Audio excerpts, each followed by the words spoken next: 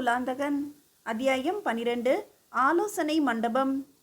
விடிந்தும் யாரும் விழித்து எழா நேரத்தில் தஞ்சையிலிருந்து புராதன சோழ தலைநகரமான பழையாறை நோக்கி செல்லும் நெடுஞ்சாலையில் ஆதித்தன் குதிரையை தட்டிவிட்டு பயணப்பட்டு கொண்டிருந்தான். கம்பீரமான உயர் ரக அராபிய குதிரையின் நெளிந்து பளபளத்த தசைகளின் அழகும் வாலும் பிடரி மயிரும் பறக்கின்ற நேர்த்தியும் கட்டிப்பிடிக்க முடியாத வேகம்தான் எனினும் தாளகதி தப்பாத அதன் கால்களின் இயக்கமும் கண்கொள்ளா காட்சியாக இருந்தன. ஆதித்தனுக்கு முத்து முத்தாக வியர்த்து வழிந்தோடி உடலெங்கும் ஈரமாகியிருந்தது. ஆனால் அவன் சற்றும் சோர்வுற்றான் இல்லை. முதலில் களைத்து போவது மிருகமா மனிதனா என்ற போட்டியில் இறங்கி குதிரைக்கு இணையான சக்தி தனக்கும் இருக்கிற நம்பிக்கையுடன் அவன் நிமிர்ந்து அமர்ந்து குலுங்கி கொண்டிருந்தான். அந்த அசைவில் ஒரு கம்பீரத்துடன் நளினமும் இருந்தது. பழையாறை அரண்மனை வாசலில் கடிவாளம் இழுக்கப்பட்ட நின்று நுரை தள்ளியது குதிரை. மின்னலொன்று மேலிருந்து கீழிறங்கும் லாவகத்துடன் குதிரையை விட்டு இறங்கிய ஆதித்தன் அதனை தட்டி கொடுத்தான். உதவ ஓடி வந்த பணியாளரிடம் கல்யாணியை சரியாக கவனியுங்கள் என்று உத்தரவு விட்டுவிட்டு அரண்மனைக்குள் சென்றான். அங்கே அவன் நீராடவும் இளைப்பாறவும் எல்லாம் சித்தமாக இருந்தன. சில நாழிகை நேரம் சென்று அவன் பொன் இழையோடிய கருநிற புத்தாடையாக பட்டாடை பளபளக்க வேறு ஒரு புறவி மீது ஆரோகணித்து படை வீடுகளை பார்வையிட போனான். பழையாறை கடகத்தின் தலைவரான சேனாபதி பார்த்திப சேகர பிரம்மாதிராஜன் ஆத்தி மாலை சூடி மன்னரை வரவேற்றான். முரசங்கள் அதிர்ந்தன, கொம்புகள் சங்கங்கள் முழங்கின, தாரை தப்பட்டைகள் ஓசை எழுப்பின. வரவேணும் வரவேணும் என்று கரம் கூப்பி குனிந்தான் பார்த்திப சேகரன். இரவெல்லாம் பயணப்பட்டும் களைப்பையே காணோமே முகத்தில் என்று தன் வியப்பை அடக்கிக் கொள்ள முடியாது கூறினான். 4 நாழிகை இளைப்பாரித்தான் வந்தேன் என்றான் ஆதித்தன். அது போதுமா மன்னவா? இந்த அளவுக்கு கூட ஓய்வு எடுக்க முடியாத காலம் நெருங்குகிறது தளபதி என்றான் ஆதித்தன். சித்தமாக இருக்கிறீர் அல்லவா என்றான். ஆகா, அப்படி ஒரு காலம் வரவேண்டும் என்று ஆவலுடன் எதிர்பார்த்து தானே நாள் தவறாது தீவிர பயிற்சி அளித்து வருகிறோம் படை வீரருக்கு. அவர்களும் துடியாக இருக்கிறார்கள் பிரபு. அந்த துடிப்பை அளவிடத்தானே வந்திருக்கிறேன் என்று முறுவலித்த ஆதித்தன் முதலில் பார்த்திப சேகர பிரம்மாதிராஜனுக்கு கீழே பணியாற்றும் பல்வேறு படை தலைவர்களை சந்தித்தான். வில்லிகளின் தலைவர், குஞ்சர மல்லர்களுக்கு குரு, வாழ் பெற்ற கைக்கோளரின் பயிற்சியாளர் என்று பலரும் செலுத்திய வீர வணக்கங்களை பெற்றுக்கொண்டு சேனா வீரர்கள் திரண்டிருந்த திடல் நோக்கி சென்றான். வில்லிகள் தங்கள் ஆற்றலை ஆதித்தனுக்கு காண்பித்தனர். தொலைவில் வைக்கப்பட்டிருந்த வைக்கோல் அடைத்த பொம்மை எதிரிகளை நோக்கி அம்பு எய்தனர். குறி பிசகாமல் அத்தனை வீரர்களின் அத்தனை அம்புகளும் அத்தனை எதிரிகளின் இருதயங்களையே தாக்கி தைத்தன. அவர்களை பாராட்டி வாழ்த்தும் விதமாக வீரவேல் என்று ஆதித்தன் குரல் எழுப்பவும் நூற்றுக்கணக்கான கண்டங்கள் வெற்றிவேல் என்று ஊக்கமுடன் ஆர்ப்பரித்தன. ஒரு வில்லியிடமிருந்து வில் அம்பை பெற்று உயரே பறந்த ஒரு புறாவை நோக்கி உயர்த்தினான் ஆதித்தன். மதிய உணவுக்கு புறாக்கறி உண்டல்லவா என்று கேட்டவாறே அது பறக்கும் வேகத்தை கணித்து அதற்கு ஏற்ற கோணத்தில் அம்பு எய்தான். அம்பும் புறாவும் ஒன்றை ஒன்று நெருங்கி வர பறவை அடிபட்டு விழுந்தது. நகர்கின்ற எதிரியையும் குறி தப்பாமல் தாக்கி வீழ்த்த இவர்கள் கற்று உணர்ந்தவர்கள்தான் அரசே என்ற பிரம்மாதிராஜன் சைகை செய்யவும் எதிரி வடிவில் இருந்த வைக்கோல் பொம்மைகளை தூக்கி கொண்டு அவற்றையே தங்களுக்கு பாதுகாப்பு கவசமாக தாங்கி சில வீரர்கள் இங்கும் அங்குமாக ஓட வில்லிகள் அம்பு எய்தனர். ஓரிருவர் தவிர மற்றவர்கள் எதிரியை யமலோகத்துக்கு அனுப்பியது கண்டு மகிழ்ந்து மன்னன் சேனை தலைவனுக்கு பரிசளித்து சிறப்பித்தான். வாள் பெற்ற கைக்கோளரும் தானும் சற்று நேரம் வாட்போர் நடத்தினான் ஆதித்தன். பிறகு குஞ்சர மல்லர்கள் தங்கள் ஆற்றலை காட்டினர்.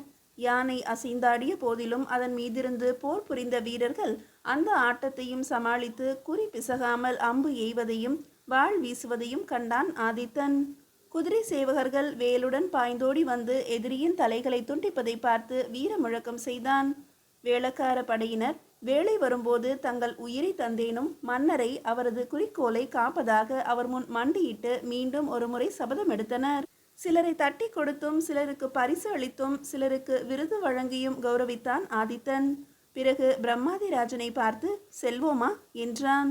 சித்தம் பிரபு என்று பதிலளித்த பார்த்திப சேகரன் மன்னரை தொடர்ந்து குதிரை மீது ஆரோகணிக்க இருவரும் அரண்மனை வளாகத்தை அடைந்தனர். பழையாறையிலிருந்து தலைநகர் தஞ்சைக்கு மாறிய பின்னர் இந்த அரண்மனைகள் பயன்படுத்துவோர் அதிகமின்றி வெறிச்சோடி கிடந்தன. அவ்வப்போது அரச குடும்பத்தினர் வந்து போகும்போது கலகலப்பு மிகும். மற்ற நாட்களில் அழுது வடியும். ஆனால் இன்று இங்குள்ள அரண்மனை வளாக மாளிகைகளுக்கு அதிமுக்கியத்துவம் ஏதோ வந்துவிட்டது போல பரபரப்புடன் பணியாட்கள் இங்கும் அங்கும் ஓடிக்கொண்டிருந்தனர். காவலர் விரைப்பாகவும் எதற்கும் சித்தமாகவும் எச்சரிக்கையுடனும் ஆங்காங்கே நின்றிருந்தனர். அந்த புறத்தை ஒட்டியிருந்த ஒரு மாபெரும் கலைக்கூடம் இப்போது ஆலோசனை மண்டபமாக மாறியிருந்தது. சோநாட்டின் பல்வேறு கடகங்களின் தலைவர்களான பிரம்மாதி ராஜர்கள் அங்கே கூடியிருந்தனர். அரசன் மண்டபத்தினுள் நுழையவும் அவர்களில் வயதில் முதியவரான சமரகேசரி பிரம்மாதிராஜன், வரகுணனை வெற்றி கொண்ட வீரன், திருப்புறம்பிய போரில் வாகை சூடிய நாயகன், சோழ சக்கரவர்த்தி ராஜகேசரி கோதண்டராம ஆதித்தன் வாழ்க என்று முழங்கவும் மற்ற அனைவரும் வாழ்க வாழ்க என்று எதிரொலித்தனர். அனைவரையும் இரத்தின கம்பளத்தில் அமர சைகை செய்த ஆதித்தன் தானும் இரத்தின கசித சிங்காசனத்தை ஒதுக்கி அவர்களில் ஒருவனாக தரையில் அமர்ந்து கொண்டான். பார்த்திபசேகரன் மட்டும் நின்றிருந்த நிலையில் பேசலுற்றான். நாம் அனைவருமே சமநிலையில் உள்ள அதிகாரிகள் என்றாலும் பழையாறை கடகத்துக்கே மன்னரையும் உங்களையும் உபசரிக்கும் பாக்கியம் இன்று கிட்டியிருப்பதால் பழையாறை கடகத்தின் பிரம்மாதி ராஜனாகிய நான் உங்கள் முன்பு அனைவரையும் வரவேற்கிறேன். பிரம்மாதி ராஜர்களாகிய நம் ஒவ்வொருவருக்கும் தனித்தனியே ரகசிய ஓலை அனுப்பி இங்கே மன்னர் பிரான் தெரிவித்திருப்பதால் இக்கூட்டத்தின் முக்கியத்துவத்தை நாம் புரிந்து கொள்கிறோம். ஒருவர் வருவது மற்றொருவருக்கு இங்கே வந்த பிறகே தெரியும். அவ்விதம் அமைதியாகவும் யாரும் அறியாமலும் வந்து சேர்ந்துள்ள கடக தலைவர்களுக்கு மாமன்னர் என்ன ஆணைகளை பிறப்பிக்கப் போகிறார் என்பதை அறிய ஆவலுடனும் கவனமுடனும் காத்திருக்கிறோம். ஆதித்தன் அமர்ந்திருந்த போதிலும் தன் ஆகிருதி காரணமாக அனைவரையும் ஏறிட்டு நோக்க வைத்தான். பார்த்திபசேகரன் கூறியது மெய்தான். இந்த கூட்டத்துக்கு அதி முக்கியத்துவம் உண்டு. இதன் நடவடிக்கைகள் மட்டுமின்றி இக்கூட்டம் நடப்பதே வெளியே தெரிய வராமல் அதி ரகசியமாக காக்கப்பட வேண்டிய அவசியமும் உண்டு என்ற மன்னன் சுற்றுமுற்றும் பார்த்தான். மன்னவா, தயக்கமின்றி பேசுங்கள். இங்குள்ள அனைவரையும் நாம் நன்கு அறிவோம். வெளியே காவல் இருப்பவர்களோ வேளக்கார படையினர் என்றான் பார்த்திபசேகரன்.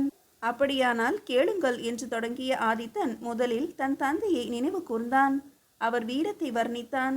அவருடைய கனவை நினைவாக்க வேண்டிய கடமை தனக்கு இருப்பதை விளக்கினான். அவர் ஆசையை நிறைவேற்றுவதாக தான் சபதம் செய்து தந்ததையும் சொன்னான். அவன் நா தழுதழுக்க சற்று நிதானித்த போது சமரகேசரி பிரம்மாதிராஜன், பிரபு, இதெல்லாம் எங்களுக்கு தெரிந்தவை தாமே. தங்கள் கடமையை நிறைவேற்ற வேண்டிய காலம் வந்துவிட்டதா? கூறுங்கள். காஞ்சி படையெடுப்புக்காகத்தானே காத்திருக்கிறோம் என்றார். ஆம் பிரம்மாதிராஜரே, தருணம் நெருங்கித்தான் விட்டது. எந்தெந்த படையினர் எந்தெந்த கடகத்திலிருந்து கிளம்பி எந்த வழியாக சென்று எங்கே அனைவரும் சந்திக்க வேண்டும், பிறகு எதிரி நாட்டில் எந்தெந்த வழிகளில் எப்படி எப்படி பிரிந்து முன்னேற வேண்டும், எந்தெந்த திசைகளிலிருந்து யார் யார் நெருங்கி வந்து ஒரே சமயத்தில் எதிரியை எவ்வாறு தாக்க வேண்டும் போன்ற பல அம்சங்களை நாம் விரிவாக அடுத்த சில நாட்களில் விவாதிக்கப் போகிறோம். ஒன்றை முக்கியமாக குறிப்பிட விரும்புகிறேன். வடதிசை படையெடுப்பில் கலந்து கொள்ள அனைவருமே ஆர்வமாக இருப்பார்கள். ஆனால் பின்தங்கியிருந்து நாட்டு நிர்வாகத்திலும் ஒருவேளை தெற்கே இருந்து பகைவர் பாய்ந்தால் அவர்களை எதிர்த்து போராடுவதிலும் கவனம் செலுத்த முன் வருகிற சிலர் படையெடுப்பில் கலந்து கொள்கிறவர்களைப் போலவே என் மதிப்பில் உயர்வார்கள். நம்முடைய அரசியல் அமைப்பிலே படை வீரருக்கு போர்க்கள கடமைகள் மட்டுமின்றி அமைதிகால பணிகளும் உண்டு. கடகங்களுக்கு வருவாயும் உண்டு. அதனை பொது நலனுக்காக மட்டுமின்றி கோயில் எடுப்பது, குளம் வெட்டுவது போன்ற நற்பணிகளுக்கு செலவழிப்பதற்கான சுதந்திரமும் உண்டு. அரசுக்கு சேர வேண்டிய பல்வேறு விதமான வரிகளை வசூலிப்பதில் வரி பட்டகத்தை சேர்ந்த கருமி கண்காணிகளுக்கு சிரமம் இருக்குமென்றால் படை வீரரின் உதவியை நாடுகிறார்கள். எனவே போர்க்களத்தில் வீரத்தை மட்டுமின்றி ஊர் மக்களிடம் கருணையும் காட்ட நாம் பழக வேண்டும். முக்கியமாக நான் வடதிசை செல்லும் போது இங்கே கடுமையை விட கருணையே அதிகமாக கடைபிடிக்கப்பட வேண்டும். கண்டிப்பு தேவைதான், ஆனால் அது கண்மூடித்தனமாக செயல்படக்கூடாது. ஆகட்டும் அரசே, ஆங்கையாக ஏற்கிறோம் என்றார் சமரகேசரி பிரம்மாதிராஜன். பிரபு, படையெடுப்புக்கான நாளை நிர்ணயித்து போர் தந்திரங்களையும் விரிவாக விவாதிக்க தொடங்கும் முன்னர் ஒரு வேதனையை வெளியிட்டு விளக்கம் பெறவும் விரும்புகிறோம். அதற்கு தங்களது அனுமதியும் கோருகிறோம். ஆதித்தன் வியப்புடன் புருவங்களை உயர்த்தினான். என்றுமே உயர் அதிகாரிகள் மனம் திறந்து பேச வேண்டியதன் அவசியத்தை உணர்ந்து அதை ஊக்குவித்தும் வந்திருக்கிறேன். அனுமதி கேட்பது ஆச்சரியம் அளிக்கிறது. பிரபு, விக்கி அண்ணன் தொடர்பாக. ஓ, அதுவா? செய்த குற்றத்துக்கு தண்டனை பெற்றான். அது பற்றி விவாதிக்க ஏதும் இல்லையே. மன்னவா, குஞ்சர மல்லர்களின் தன்னிகரற்ற தலைவன் அவன். மற்ற பல போர் முறைகளிலும் அபார தேர்ச்சி பெற்றவன். யுத்த தந்திரங்களை அறிந்தவன். நீண்ட விளக்கம் எதற்கு என்று குறுக்கிட்டான் ஆதித்தன். என் வலதுகரமாக திகழ்ந்தான் என்றால் போதாதா? அப்படி இருந்தும் அவனை நான் தண்டித்தேன் என்றால் நீதி வழுவக்கூடாது என்றுதானே? அதை யோசிக்க வேண்டாமா? அதனால் நம் போர்த்திறன் எந்த அளவுக்கு பாதிக்கப்படும் என்பதையும் சிந்திக்க வேண்டாமா? அதுவும் வடதிசை படையெடுப்பு நெருங்கி வரும் இந்த வேளையில். அதை ஏற்கனவே யோசித்து விட்டேன் என்று ஆதித்தன் கூறவும், ஆ, அப்படியா என்பது போன்ற பாராட்டு துணியுடன் கூடிய வியப்பொலிகள் எழுந்தன. ஆம் பிரம்மாதிராஜரே, யானையாட்களை பொறுத்த மட்டில் சேரரை விஞ்ச யாருண்டு? எனவே என் ஆருயிர் நண்பன் சேரமான் தானுரவிக்கு ஓலை அனுப்பியிருக்கிறேன். அவன் தன் குஞ்சர மல்லர்களின் தளபதியை இந்த படையெடுப்பு வெற்றிகரமாக முடியும் வரை எனக்கு கடனாக கொடுத்து உதவ வேண்டும் என்று கோரியிருக்கிறேன். தானுரவியை வடக்கே நான் படைகளுக்கு தலைமை தாங்கி செல்லும் முன்பு சந்திக்க ஆர்வமாய் இருப்பதாகவும் குறிப்பிட்டிருக்கிறேன். அவனே தஞ்சைக்கு விஜயம் செய்தாலும் செய்யலாம். திருப்தி அடைந்தவர்களாக தலையசைத்த பிரம்மாதி ராஜர்கள் 2-3 நாட்களுக்கு மேல் நீடித்த ஆலோசனைகளை தொடர்ந்தனர். அதே நேரம் தஞ்சையிலிருந்து நம்பி ஆண்டார் நம்பி தமது சீடர்களுடன் புறப்பட்டு பல நாட்கள் ஆகியிருந்தன. உறையூர் செல்லும் சாலையில் அவர்கள் ஒவ்வொரு திருத்தலமாக தரிசித்து கொண்டு முன்னேறினர். தெய்வ வழிபாடும் தவ விரத வாழ்க்கையும் தேவார பாடல்களும் மன அமைதியை தனக்கு அளிக்கும் என்று எதிர்பார்த்து ஏமாந்தான் விக்கியண்ணன். அவன் தவிப்பை கவனித்து வந்த நம்பி ஒரு நாள் அவனிடம் அன்புடன் பேச்சு கொடுத்தார். குடிநீர் கிடைத்ததுடன் சிற்றுண்டி சமைத்து உண்ணவும் வசதி இருந்த ஒரு அம்பலத்தில் அவர்கள் தங்கிய போது அவனை தனியே அழைத்து விசாரித்தார். அப்பனே, உன் மனம் இறைவன் சன்னிதானத்தில் கூட நிம்மதி அடையாமல் குமுறுவது போலவே உணர்கிறேன், அப்படித்தானா என்று கேட்டார். அவர் பரிவு காட்டவே காத்திருந்தது போல விக்கியண்ணன் தனது வேதனைகளை கொட்டி தீர்த்தான். சுவாமி, ஆதித்தனுக்காக நான் எப்படியெல்லாம் உழைத்தேன். அபிமான வல்லியிடம் எவ்வளவு ஆழமான காதல் கொண்டிருந்தேன். தெய்வம் என்னை ஏன் இப்படி சோதிக்கிறது? நான் மனமறிந்து ஒரு தவறும் செய்யவில்லையே என்றான். அப்பனே, நல்லவர்களைத்தான் கடவுள் அதிகமாக சோதிக்கிறார். அந்த சோதனையில் நீ வெற்றி பெற வேண்டும். எந்த வகையில் ஐயா? எந்த வகையில் நான் வெற்றி பெறுவது? உன் உள்ளத்தில் ஆதித்தன் மீது வெறுப்போ கோபமோ வள்ளி மீது சினமோ கசப்புணர்வோ ஏற்படாமல் காக்க வேண்டும். அத்தகைய எண்ணம் எனக்கு இல்லையே ஐயா.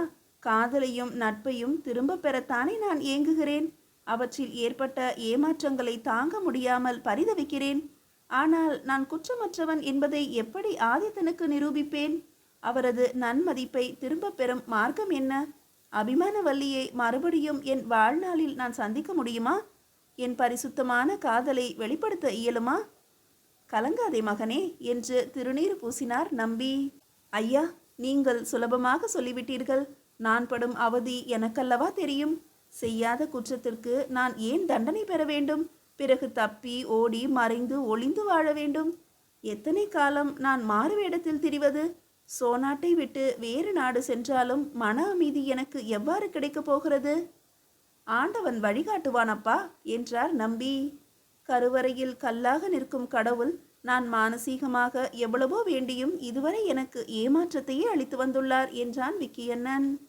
இறைவன் எப்போது எவ்வாறு யார் மூலம் செயல்படுவார் என்பதை நாம் அறியோம். அப்பனே, எனக்கு ஒரு உபாயம் தோன்றுகிறது, கவனமாக காது கொடுத்து கேள் என்றார் நம்பி. மீதியை அடுத்த அத்தியாயத்தில் காணலாம்.